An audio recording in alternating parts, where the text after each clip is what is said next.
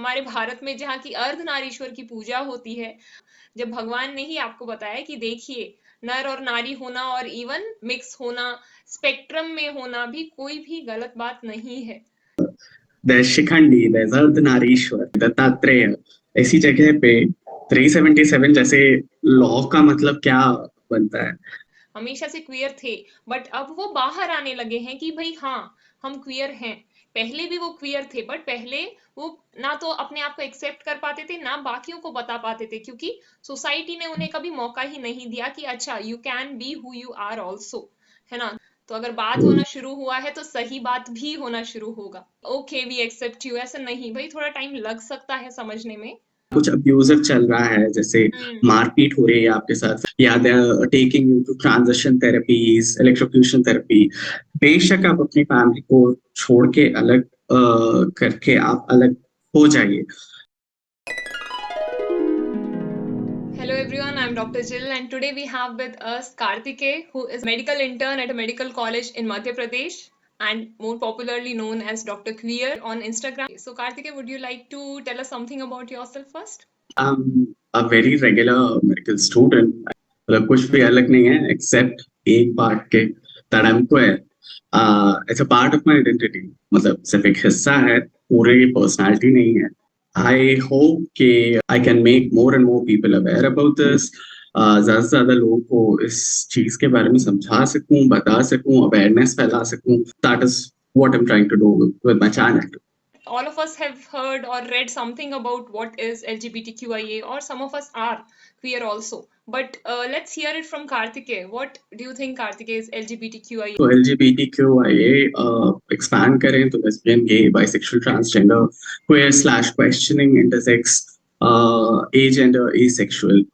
There's a spectrum जिस पे हम सब लोग लाई करते हैं, जिसमें हमारा जेंडर, हमारी सेक्सुअलिटी, ये सारी चीजें एक स्पेक्ट्रम पे है, ना कि दो पॉइंट्स फिक्स के मेल और फीमेल, या कहते हैं male being attracted to females और females being attracted to mail.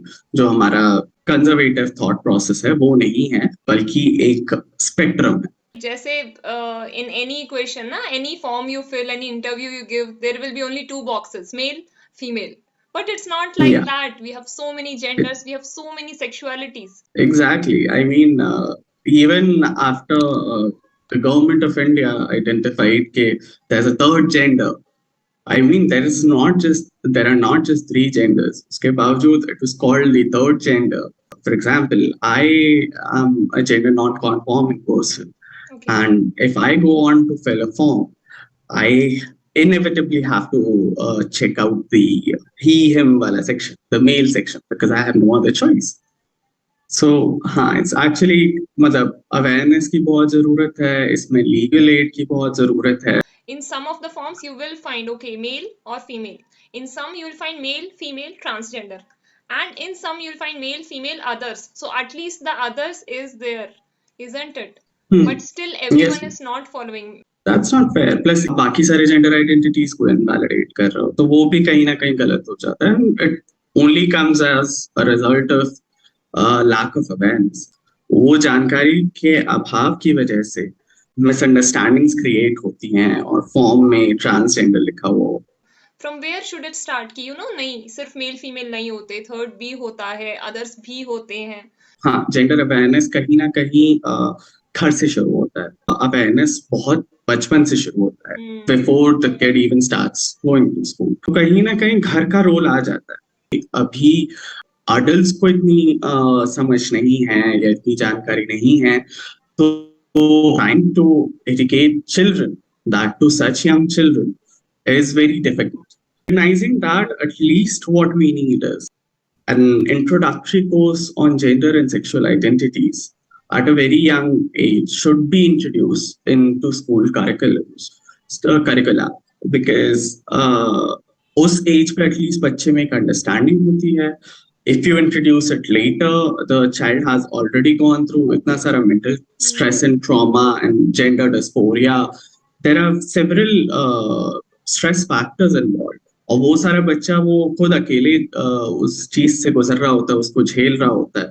तो हम वो चीज अवॉइड कर पाएंगे अगर हम स्कूल से शुरुआत करें। जैसे कि हम सेक्स एजुकेशन की बात करें, तो sex education was like there was a proposal to include it, but बहुत सारे स्टेट्स ने उसको ना नकार दिया कि नहीं, इससे तो हमारे बच्चे बिगड़ जाएंगे।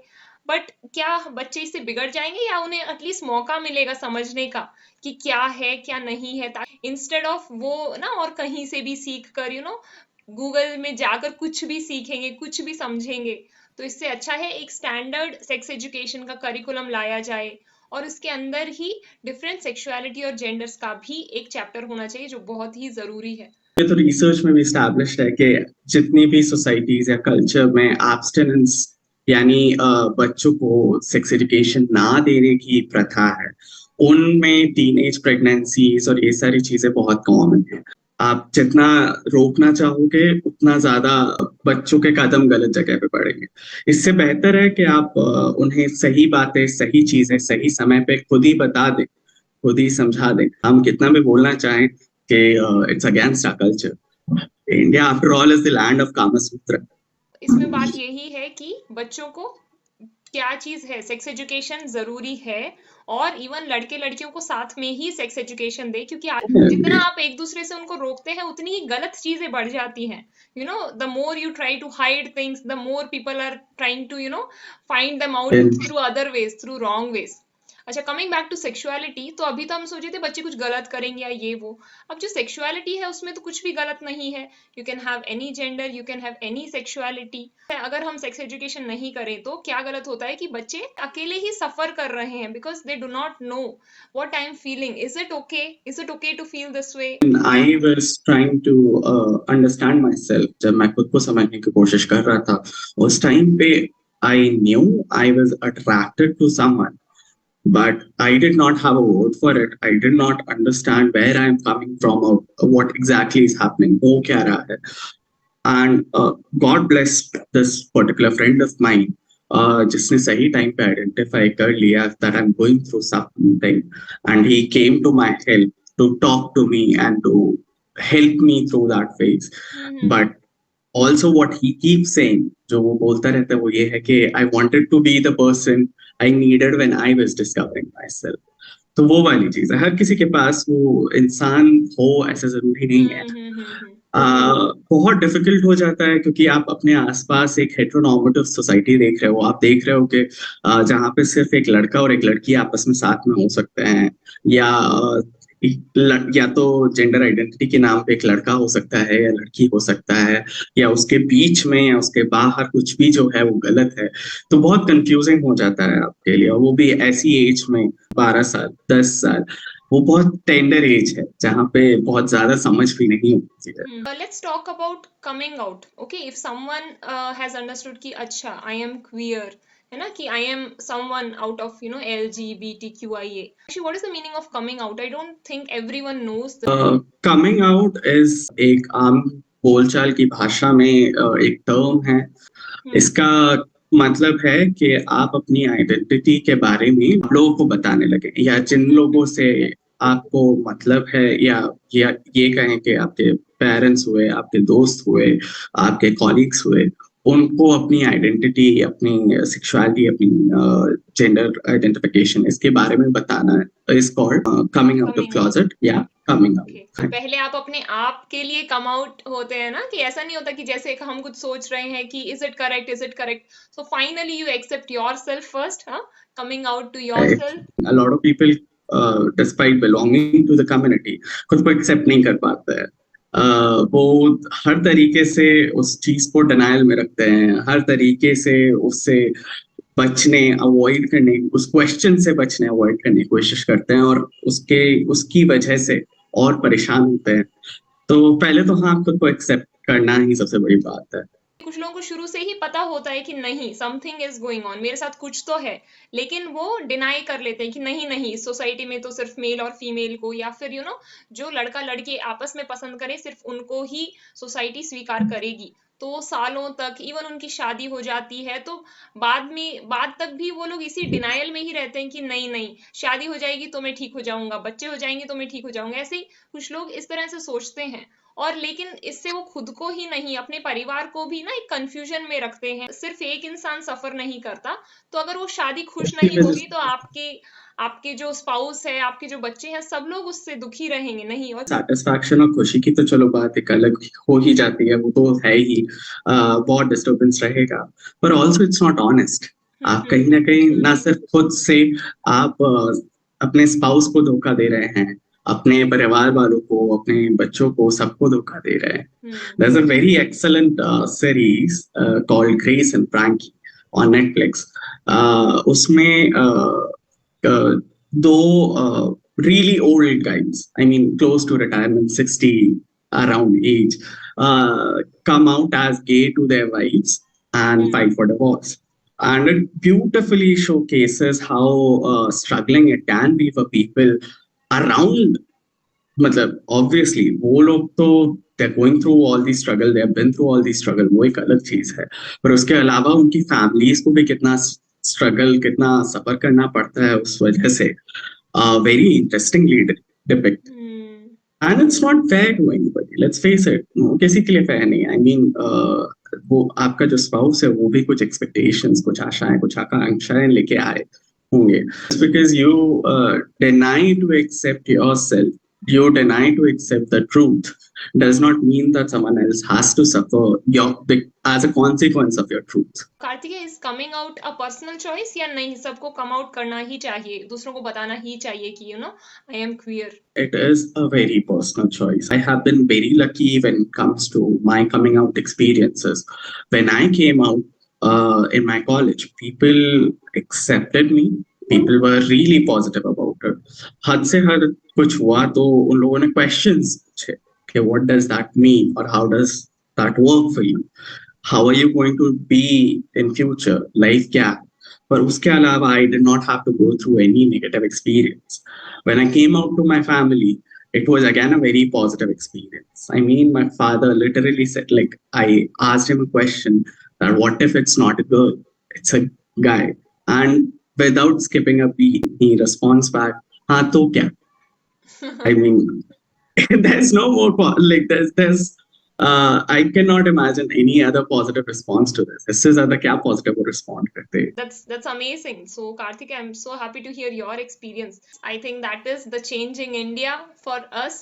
This generation of parents, this generation of schools and colleges, they understand it and accepts it. अभी हमारा legal system जो भी है वो भी अभी इस चीज के लिए जागरूक हो रहा है धीरे धीरे. How it started in Chennai and now it is going on across India. Slowly it is coming out. So I was lucky in this regard, but हर किसी को वो safe environment मिले ये जरूरी नहीं है.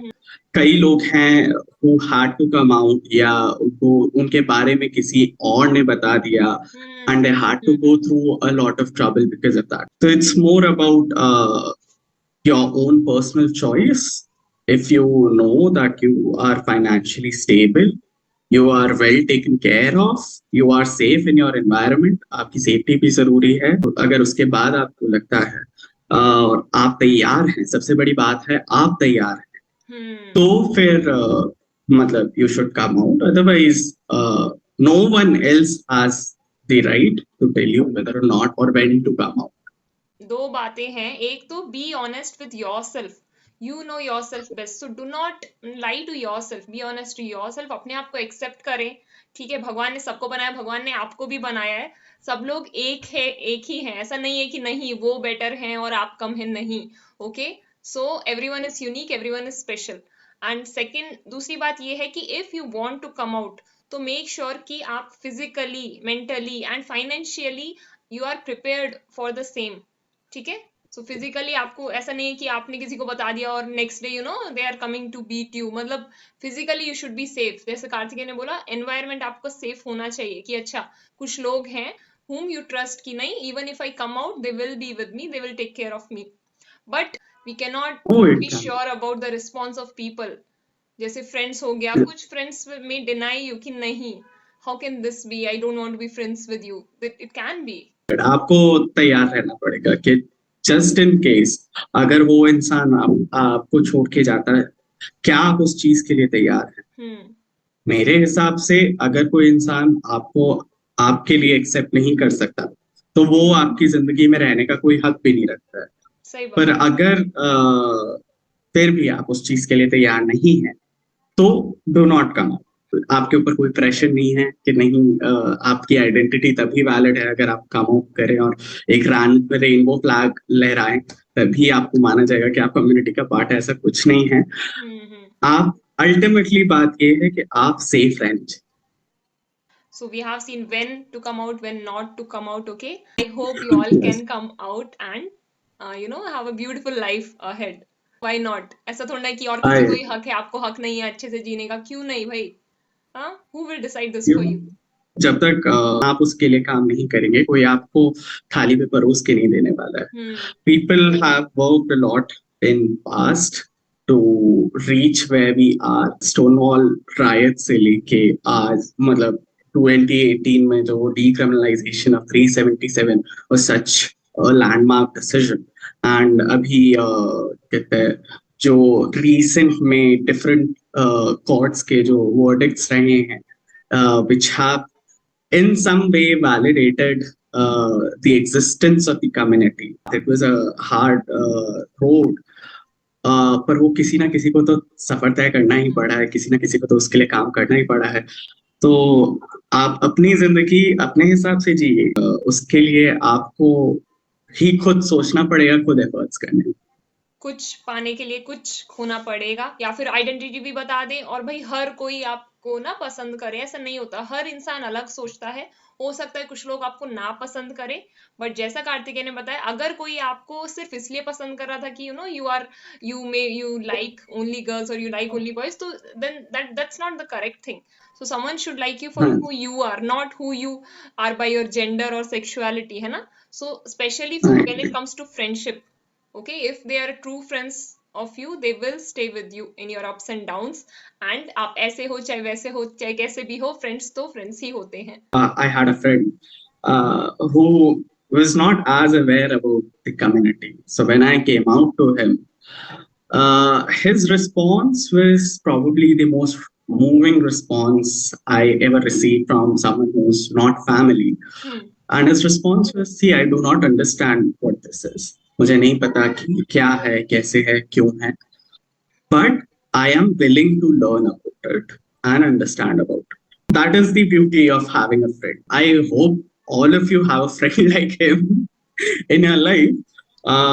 But yeah, ऐसे friend बहुत जरूरी होता है। तो यहाँ पर एक बात, बच्चे कभी कभी सोचते हैं कि अच्छा I am coming out and my parents should accept me right away. तो ऐसा भी नहीं है, पेरेंट्स से भी ऐसा नहीं एक्सपेक्ट करना कि ना वॉट एवर यू से ना right away they accept. Suppose suddenly you say that no, I will go to the army, या फिर I'm changing my career. So it is a big thing as similar to that. So suppose suddenly you say that no, I am not hetero, I am homosexual, या फिर I am trans. So that again is a big thing for them to understand, if they do understand. Otherwise they may need to learn कि इसका मतलब क्या होता है, बच्चा क्या कह रहा है। तो initially it may be a shock for the parents. तो बच्चों को भी मतलब आप कम आउट कर रहे हैं, but give them also time. ऐसा नहीं है कि whatever they are believing for last 15 years suddenly you are changing it and आप चाहते हैं कि नेक्स्ट 24 hours में ही they be okay we accept you. ऐसा नहीं भाई, थोड़ा टाइम लग सकता है समझने में। सबसे बड़ी बात हमको ये रिकॉग्नाइज करनी चाहिए कि जिस टाइम पे वो मतलब चीजें सीख रहे थे, समझ रहे थे, उस टाइम पे इसको लेके बात भी नहीं हो रही थी। मूवीज में अगर किसी हीरोइन ने दुपट्टा नहीं पहना है तो वो सेंसर हो जाती थी। वो उस जमाने से हमारे जितने भी पेरेंट्स सब उसी सेम एज के, सेम जनरेशन है। तो this is a very foreign idea for them, this is a very alien idea for them. एक कुछ नया सा, उस पर हमको ये भी चीज एक्सेप्ट करनी होगी कहीं ना कहीं कि एक एज के बाद आप नई चीजें एक्सेप्ट करना थोड़ा सा नापसंद करते हैं। जैसे हर किसी ने अपने पेरेंट्स के साथ किसी ना किसी पॉइंट पे उनको टेक्नोलॉजी के साथ स्ट्रगल करते हुए देखा होगा। नए फोन को यूज करने में या नए रिमोट को यूज करने में थोड़ा सा स्ट्रगल करते हुए तो देखा होगा। चाहे वो कितने भी वोक हो, अवेयर हो, कितने भी एंथुसियास्टिक हो, वो फर्क नहीं पड़ता है। आप एक एज के बाद नए आइडियाज को उतना इजीली एक्सेप्ट नहीं कर पाते। तो just because they denied your personality once, and do not leave them there and like as it is. work with them, try explaining them, try educating them, give them their space and time for them to understand, learn about you, about things in general. uh, make them realize how it's actually normal, because a lot of time parents का सिर्फ एक concern होता है कि आगे तुम्हारी life difficult हो जाएगी, उसका क्या। What if you don't have a partner, है ना? एग्जैक्टली तो आपको कहीं ना कहीं वो चीज उनको रीअश्योर करनी पड़ेगी, आपको उनको समझाना पड़ेगा कि पॉसिबिलिटी तो अगर स्ट्रेट होते तो भी ये है कि अकेले हो जाते, और अभी भी ऐसी पॉसिबिलिटी है कि अभी भी कोई पार्टनर मिल जाए या नहीं मिले, या मुझे नहीं रहना पार्टनर के साथ, सब चीजें हैं। बात जो पूरी आके रुकती है वो कम्युनिकेशन पे रुकती है, that you have to be the one who has to communicate and also make them communicate and understand where they're coming from, वो क्या बोलना चाह रहे हैं, उनके क्या actual concerns हैं, before jumping on to conclusion and they're completely abandoning your family. I mean, let's face it, they are a major part of their support system.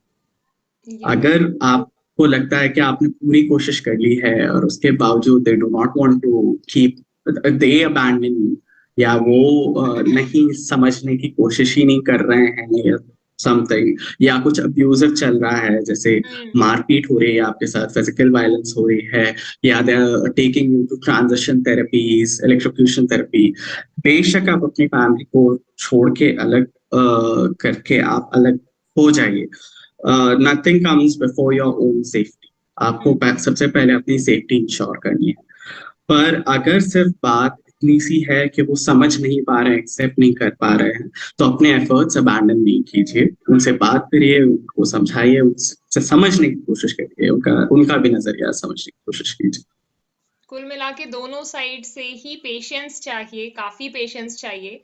So it's, आप यूं सोचिए कि जब एक लव मैरिज होती है, आप लव मैरिज के लिए मनाते हैं पेरेंट्स को, तो कितना टाइम लगता है, कुछ को महीने लग जाते हैं, कुछ को साल लग जाते हैं, but you do that, right? तो यहाँ पर this is also a big thing for them. It's in my opinion bigger than love marriage. I mean, love marriage तो आजकल फिर भी comparatively common है। ये तो बहुत ज्यादा एलियन आइडिया हो जाता है उनके लिए, एक्सेप्ट करना या सुनना या समझना। आई मीन थैंकफुली ये 377 का जो डिसीजन आया था उसके बाद 2-3 मूवीज बन गई हैं, तो there is at the least एक कॉन्वर्सेशन शुरू हुआ है, एक बातचीत सामने आई है, बात होना शुरू हुआ है।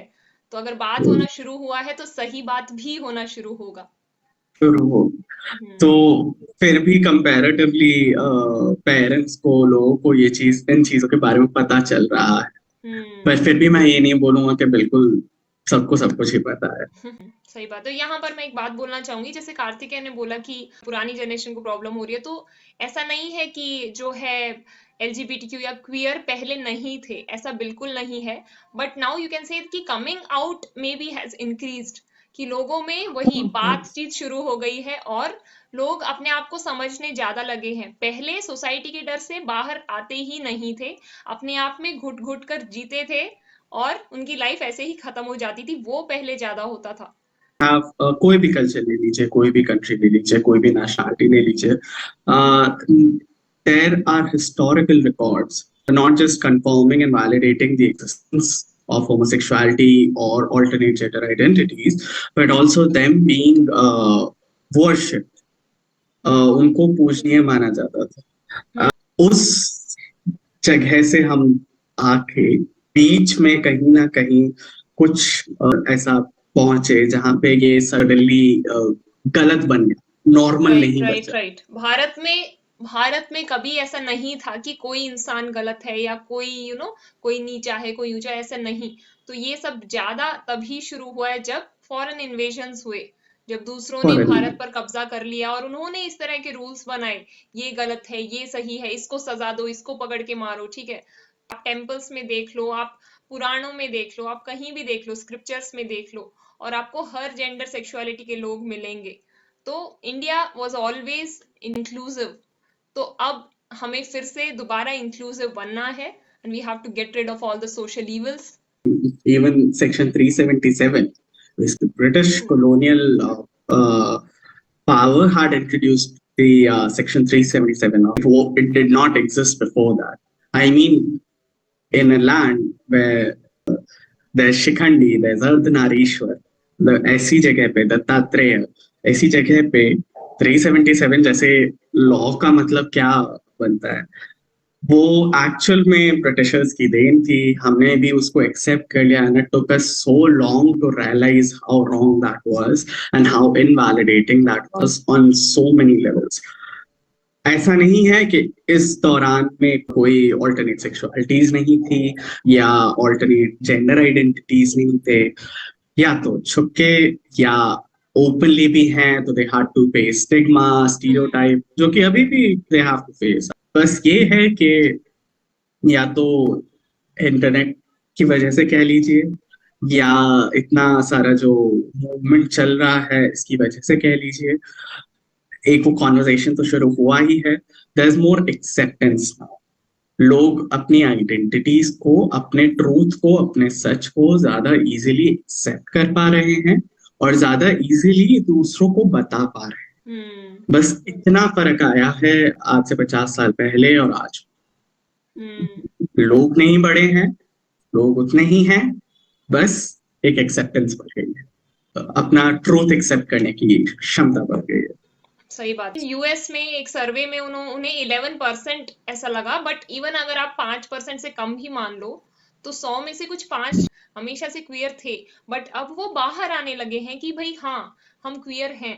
पहले भी वो क्वियर थे, बट पहले वो ना तो अपने आप को एक्सेप्ट कर पाते थे, ना बाकियों को बता पाते थे, क्योंकि सोसाइटी ने उन्हें कभी मौका ही नहीं दिया कि अच्छा you can be who you are also, है ना. हमारे भारत में जहाँ की अर्धनारीश्वर की पूजा होती है, आप भगवान को ही कैसे ऐसे मना कर सकते हैं, हाँ, जब भगवान ने ही आपको बताया कि देखिए नर और नारी होना और इवन मिक्स होना, स्पेक्ट्रम में होना भी कोई भी गलत बात नहीं है, ठीक है. और ये सब पार्ट है डिवाइड एंड रूल कॉन्स्पिरेसी के, कि नहीं इनको तोड़ दो और इनको कमजोर कर दो, ठीक है. जैसे ब्रिटिशर्स थे या फिर और कोई भी इन्वेजन थे कि सबसे पहले इनमें फूड डाल दो किसी ना किसी तरह की, तो इसको भी आप एक तरह की फूड डालना मान सकते हैं. अब 100 में से 5 तो कमजोर कर दिए ना आपने, बाकी 95 को आपने इन 5 के खिलाफ भड़का दिया ना.